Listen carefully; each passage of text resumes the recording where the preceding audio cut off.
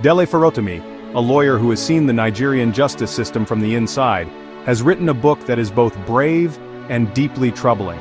Titled, "This work is not just a collection of legal theories, it is a powerful story from the front lines."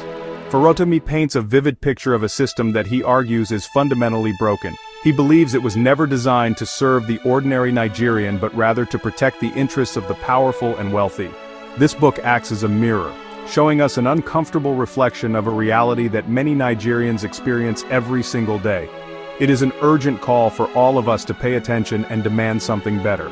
The book's core message is that the problems are not just a few bad apples but are systemic, meaning the entire structure is flawed. From the moment a person encounters the police to their final day in court, the journey is filled with obstacles that have little to do with guilt or innocence. Farotimi uses his own experiences as a lawyer to give us a rare, unfiltered view. He retired from legal practice in 2018, and this book feels like the culmination of years of frustration and a burning desire to expose the truth. He doesn't hold back, which is why this book has made so many waves across the country. What makes this book so impactful is its directness. In Nigeria, it is very rare for someone to publicly name powerful individuals and institutions they believe are responsible for corruption. Farotimi breaks this unspoken rule. He points fingers and provides details, turning abstract complaints about injustice into concrete accusations. This approach is risky, and as we have seen, it has had real-life consequences for him. But for the reader, it makes the problem impossible to ignore. It's one thing to hear about corruption. It's another to read a detailed account from a lawyer who claims to have witnessed it firsthand in the highest courts of the land. This introduction to Farotimi's work sets the stage for a journey through the darkest corners of Nigeria's justice system. It promises to be an eye-opening exploration, not just for legal professionals, but for every citizen who has ever felt powerless. The book is more than just a critique, it is a call to action. It challenges us to understand why the system fails and asks what we're prepared to do about it. As we turn each page, we are invited to see the system not as a distant, complicated machine, but as a collection of human choices and failures that affect real lives every single day. To understand why Nigeria's justice system is the way it is today, Dele Farotimi argues that we must look back at its very beginning. In this part of his book, he explains that the system was not created by Nigerians for Nigerians. Instead, it was built by the British colonial rulers. Their main goal was not to ensure fairness for everyone, but to control the local population and protect their own economic and political interests. The laws, the police force, and the courts were all tools designed to maintain order and suppress any form of resistance. This foundation, Farotimi insists, was never corrected after independence. The colonial legacy is like a faulty blueprint that continues to shape the entire structure. The laws were often written to benefit the powerful, and that dynamic has simply continued with a new elite in charge. Farotimi suggests that the system's DNA is one of oppression, not liberation. For example, some laws that are still in use today were originally created to punish people who dared to challenge the colonial government. Today, these same laws are sometimes used to silence critics and activists who speak out against an elected government. The system was designed to protect the powerful from the people, and many would argue it still serves that same purpose. A powerful example that Farotimi uses to illustrate this point involves a land dispute. He talks about a case in the ETI, OSA area of Lagos, where an entire community was at risk of losing their ancestral land. In his account, he alleges that the legal system was manipulated by powerful and wealthy interests to achieve a predetermined outcome. He claims that even the Supreme Court was influenced, leading to a judgment that did not serve justice but instead served the connected and the rich. This story shows how the colonial-era mindset of using the law as a weapon against the weak is still very much alive and well in modern Nigeria. This chapter is crucial because it helps us see that the problems are not new. They are deeply rooted in our history. The system inherited from the colonial masters was never truly reformed to serve a free and democratic society. It was simply taken over by a new class of rulers who found its oppressive machinery very useful for their own purposes. By understanding these origins, Farotimi helps us realize that fixing the system requires more than just small changes.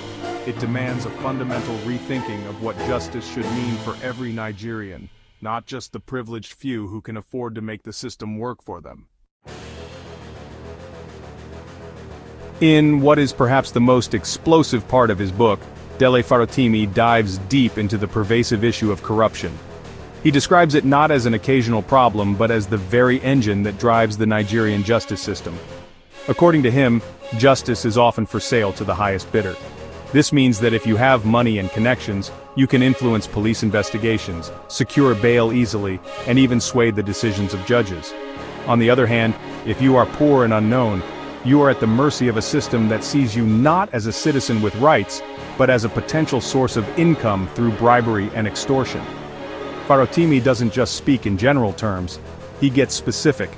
He shares stories from his own legal career where he witnessed corruption firsthand. He speaks of forum shopping, where lawyers with deep pockets can get their cases moved to a court where they know a friendly judge will preside. He details how crucial evidence can disappear from police files or how a case can be delayed for years until the less wealthy party gives up in frustration. These are not just administrative errors. Farotimi presents them as calculated strategies used by those with influence to defeat justice before a trial even truly begins. One of the most talked about sections of the book involves his direct allegations against a very prominent legal figure, Chief Afa Babalola, and his law firm. Farotimi accuses them of corruptly influencing court judgments to win cases. This is an incredibly bold claim to make in Nigeria, where powerful individuals are rarely challenged so openly. He presents these claims as part of his own experience fighting against them in court. This specific example serves as the book's centerpiece, illustrating his argument that corruption has reached the highest levels of the legal profession, making it nearly impossible for an ordinary person to get a fair hearing against a powerful opponent. This chapter paints a grim picture, where the scales of justice are not balanced by evidence and law, but by the weight of money and power. The result is a complete erosion of public trust. When people believe that courts are compromised and that police are only interested in bribes, they lose faith in the entire system. Farotimi argues that this is incredibly dangerous for a society because it encourages people to take the law into their own hands. If the official path to justice is blocked by corruption, people may seek other, more dangerous ways to resolve their disputes, leading to chaos and instability for everyone. When Nigerians think of the justice system, their first point of contact is often the police. In his book, Dele Farotimi dedicates a significant chapter to analyzing the Nigerian police force, and his assessment is scathing. He argues that instead of being protectors of the people, the police have often become their primary oppressors. He describes a force that is poorly funded, poorly trained, and deeply corrupt. This combination creates a dangerous environment where officers may resort to extortion and brutality to survive, and where citizens live in fear of the very people who are supposed to keep them safe. Farotimi provides many examples that will be familiar to ordinary Nigerians. He talks about illegal roadblocks set up not for security but for the sole purpose of extorting money from motorists. He describes the terrifying experience of being arrested for no reason and held in a police cell until your family can pay for your release. These are not isolated incidents but part of a widespread culture of abuse. He also highlights the issue of accidental discharge, a term often used to cover up extrajudicial killings by police officers who are rarely held accountable for their actions. These stories paint a picture of a police force at war with the citizens it is meant to serve. One of the most courageous aspects of this chapter is Farotimi's willingness to name names. While many people complain about police corruption in private, he openly discusses specific cases and, where possible, points to the individuals and institutions he believes are responsible for these abuses. This transparency is a key feature of his writing style. By moving beyond general complaints and identifying specific actors, he attempts to pierce the veil of impunity that so often protects those who abuse their power. He wants to make it clear that these are not victimless crimes, they are actions carried out by individuals who must be held responsible. Ultimately, Farotimi argues that a broken police force is a threat to the entire nation. If the foundation of law enforcement is rotten, then everything that follows, from prosecution to judgment, is built on that same rotten foundation. A case that begins with a forced confession or planted evidence can never lead to true justice. He calls for a complete overhaul of the police force, starting with better training, higher salaries, and most importantly, a system of strict accountability. Without a trustworthy and professional police force, he concludes, the dream of a fair justice system for all Nigerians will remain forever out of reach. After the police, the next critical pillar of the justice system is the judiciary, the judges and the courts. This is where citizens are supposed to find fairness and finality. However, in his book, Dele Farotimi argues that Nigeria's judiciary is in a state of deep crisis. He describes a system plagued by crippling delays, political interference, and most alarmingly, corruption. He suggests that the judiciary, which should be the last hope of the common person, has in many cases become just another tool for the rich and powerful to legitimize their injustices. The loss of public trust in the courts, he warns, is a grave danger to the stability of the nation. Farotimi explains how the independence of the judiciary has been severely eroded. Judges are often appointed based on political connections, rather than merit, making them vulnerable to pressure from the politicians who help them get their positions. This means that in cases involving high-profile political figures, the outcome can be influenced long before the trial even begins. He also talks about the incredible delays in the court system, where a simple case can drag on for 10 years or more. This justice delayed is justice denied reality means that many people, especially the poor, are forced to abandon their cases simply because they cannot afford to wait that long. The book provides chilling examples of how these failures play out in real life. Farotimi revisits the OSA land dispute case, where he alleges that the highest court in the land, the Supreme Court, was compromised. He paints a picture of a legal battle where the merits of the case seem to matter less than the influence of the powerful lawyers on the other side. This story is meant to show that if even the Supreme Court cannot be trusted to deliver impartial justice, then the entire system is in jeopardy. It creates a sense of hopelessness, suggesting that no matter how strong your case is, you can lose if your opponent has deeper pockets and better connections. This widespread loss of faith in the judiciary has profound consequences. When people believe the courts are for sale, they no longer see them as a legitimate place to resolve conflicts. Farotimi argues that this is why many Nigerians prefer to settle disputes through informal or sometimes violent means. The judiciary's damaged reputation is not just a problem for lawyers and judges, it is a problem for everyone. A country cannot function properly without a trusted, impartial referee to enforce the rules.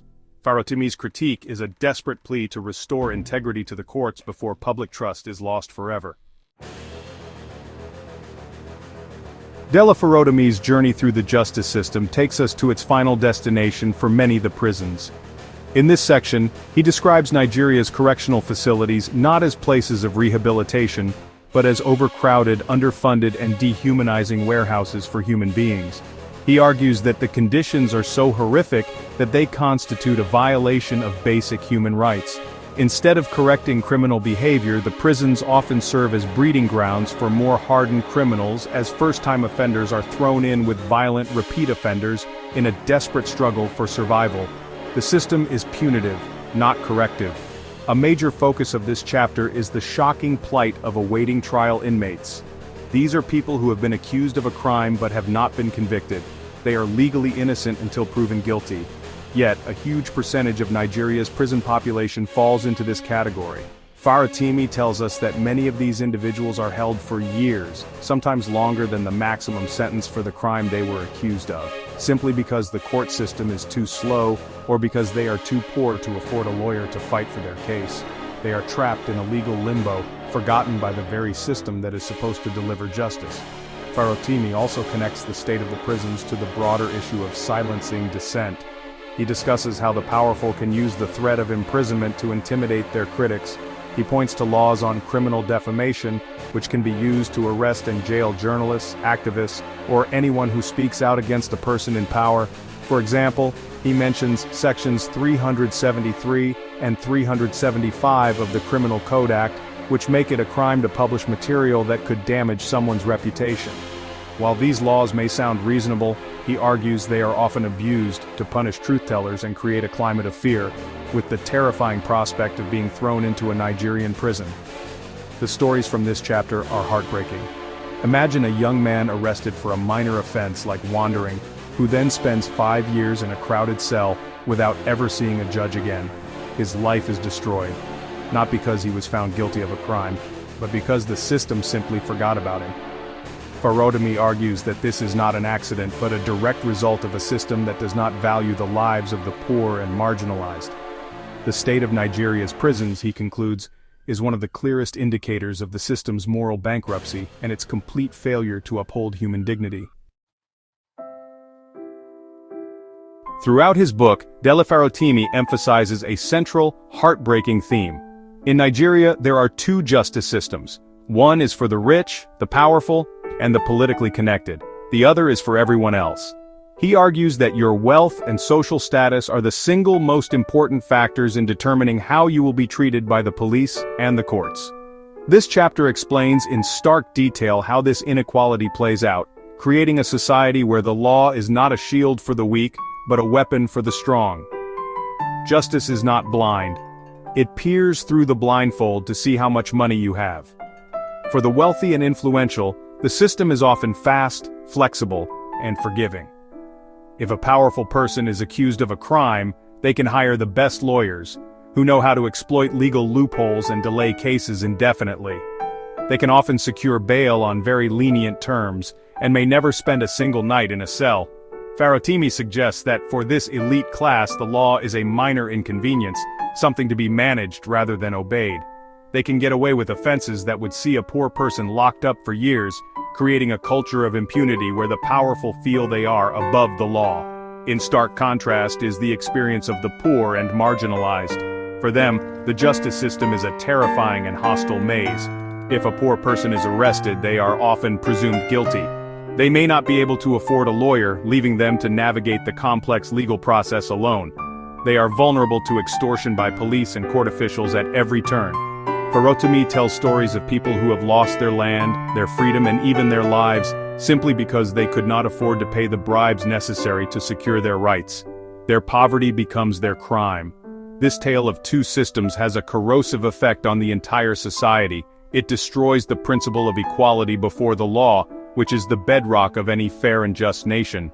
When ordinary people see that the rich can commit crimes without consequence while the poor are punished harshly for minor infractions, it breeds deep resentment and anger. It undermines social cohesion and fuels the feeling that the entire system is rigged.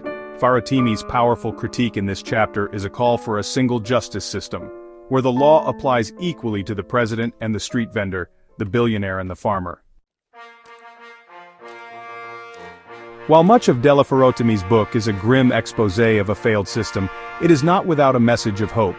That hope, he argues, lies in the courage of ordinary citizens, activists, and civil society organizations who refuse to accept injustice. This chapter serves as a powerful call to action, urging Nigerians not to be passive victims but to become active participants in the fight for a better future. He believes that change will not come from the top, from the same politicians and elites who benefit from the broken system. Instead, it must be demanded from the bottom up. Farotimi champions the importance of free speech as a vital tool in this struggle. He argues that in a democracy, citizens must have the right to criticize their leaders and expose corruption without fear of being arrested. He critiques the government's tendency to label any form of dissent as a threat to national security. As his own story shows, speaking truth to power in Nigeria can be dangerous. Following the publication of his book and his strong accusations, he was arrested based on a petition from Chief Afe Babalola, facing charges of criminal defamation. This event turned his book from a critique into a living symbol of the very oppression it describes. The role of activists and grassroots movements is highlighted as essential. Farotimi discusses how groups that raise public awareness, provide free legal aid to the poor, and document human rights abuses are the true heroes in this fight. He mentions figures like Omoyele Sowore and Inibehe Effiong, who have also faced persecution for their activism. These individuals and their movements play a crucial role in holding the powerful to account and giving a voice to the voiceless. They are the ones who keep the flame of hope alive, reminding everyone that a different Nigeria is possible if people are willing to stand up and fight for it. This chapter is a direct challenge to the reader. It asks, what are you going to do about it? Farotimi insists that sitting back and complaining is not enough. He calls for active resistance, whether it's through joining protests, supporting human rights organizations, using social media to expose injustice, or simply refusing to pay a bribe. He believes that collective action is the only force powerful enough to dismantle a system that is so deeply entrenched. It is a message of empowerment, suggesting that even in the face of overwhelming odds, the determined actions of committed citizens can pave the way for real and lasting change. In the final part of his book, Dele Farotimi moves from diagnosing the disease to prescribing the cure. He outlines a vision for a fair, efficient, and humane justice system that truly serves the people of Nigeria. This is not a dream of a perfect system overnight, but a practical roadmap for reform. He emphasizes that this change requires a combination of political will, institutional reform, and a fundamental shift in our collective mindset. The goal is to build a system where justice is no longer a commodity for sale, but a right guaranteed to every single citizen, regardless of their station in life. The first step in his proposed reform is a complete overhaul of the key institutions. For the police, this means increased funding for better salaries, modern equipment, and continuous training in human rights. Crucially, it also means creating a robust and independent body to investigate police misconduct and ensure that officers who break the law are punished. For the judiciary, he calls for a transparent and merit-based process for appointing judges to free them from political influence.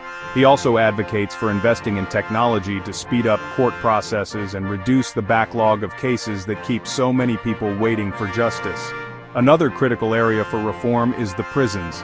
Farotimi calls for urgent action to decongest the horribly overcrowded facilities. This includes reviewing the cases of all awaiting trial inmates and releasing those who have been held for an unreasonable amount of time. He also argues for a shift in focus from punishment to rehabilitation.